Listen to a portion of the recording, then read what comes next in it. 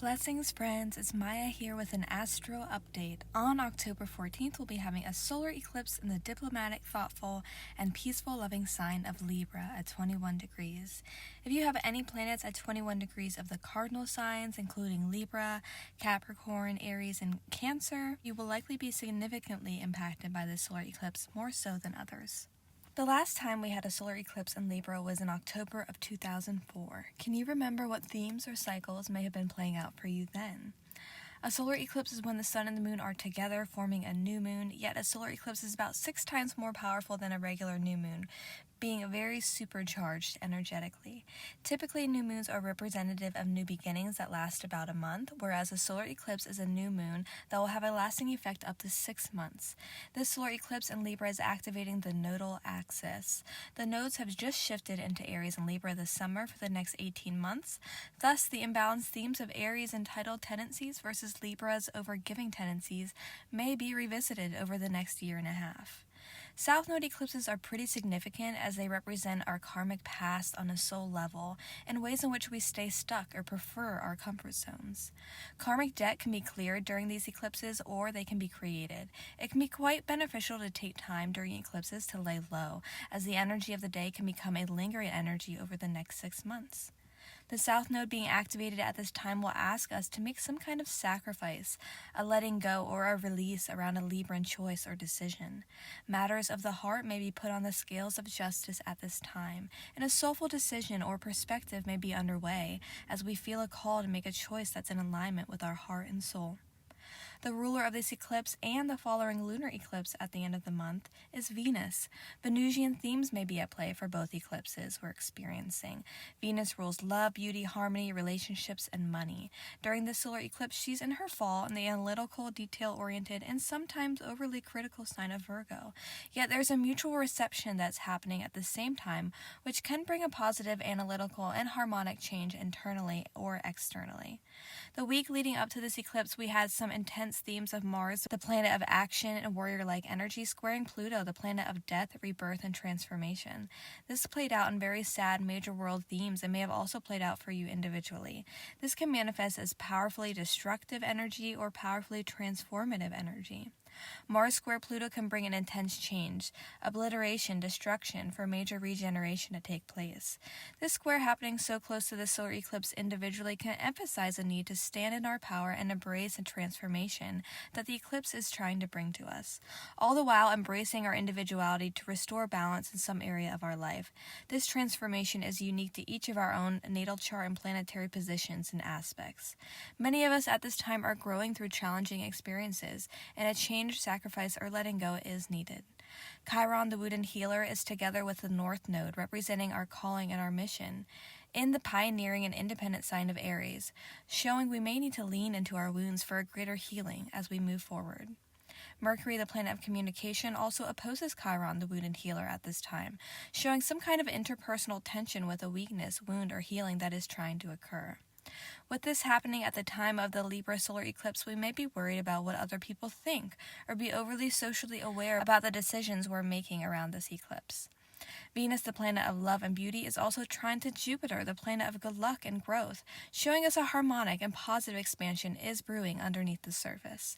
And again, with the mutual reception between Venus and Mercury, positive shifts may be very much underway, amidst the change and release that needs to take place associated with a Libran choice of heart. Overall, this is a very karmic and destined Libra solar eclipse with the South Node activated here. Questions to ask ourselves during this eclipse. How can we bring positive change and embrace deep transformation amidst our wounds that surface? How can we release karmic weight by activating a balance that is needed to even out the scales of justice? What topics of codependency and setting boundaries need to be revisited? How can we navigate disagreements and conflicts through mediation? What unresolved conflicts are coming up within relationships? What is coming to a head for us and what needs releasing and a sacrificing to move forward in the most suitable manner? What do we value when it comes to matters of the heart and the Venusian qualities of life? And how can we take action based upon our soul's higher calling to these values? What patterns are we aware of in our life that we know are no longer serving us, yet continue to loop on the same cycle? What new venture and/or push to change is being asked of us during this time? How can we improve the way we connect and relate to others on a personal and business level? What area of life will this be happening for you based upon your rising sign? For Libra rising, the solar eclipse will be happening in your first house. This could be a big decision, a commitment, or a new beginning associated with yourself, your identity, your physical body, outward appearance, and or new endeavors. For Scorpio rising, the solar eclipse will be happening in your 12th house.